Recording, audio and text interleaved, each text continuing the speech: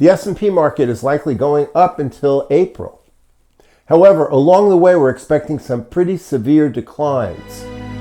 The first of those declines is probably starting around December 1, and the first half of December could be a sharp break, mirroring the kind of extreme up move that we just had in November.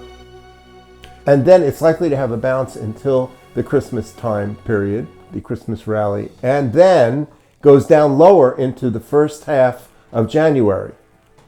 So it's possibly a three-wave move down from December 1 until January 12th or 15th, but there's a bounce toward Christmas in the middle. Once the January low comes in, we're expecting higher prices into February, and then another high in March, and yet another high in April. After the April high, that's the first time that we see a potential severe decline that should take the market lower until June. So if you look at the pattern from October of this year until June of next year, you'd see a swinging higher market with a sharp breakdown into June of 2024. And I want to remind everybody, this Sunday, 2 days from now, the 19th, we're going to start our Trade Forecast Mastery Masterclass. And there's another start date on Tuesday. We have some people who won't be able to do the Sunday.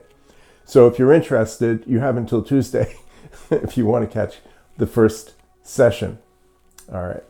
Now to continue. So the 20-year cycle is dominating in the market, and 1/3 of the 20-year cycle is about 6 2/3 years.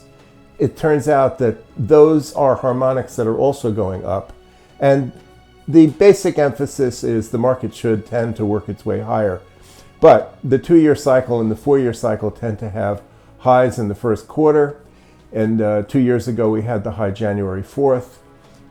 In 2020, we had a high in February.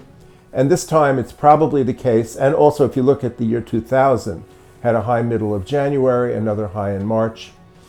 And then the market fell hard on April 14th. This year is likely to be similar, where we have some shakiness in early December, and then the market continues to figure out a way to go higher until ultimately April of next year, and then you could have a decent break for a couple of months into June.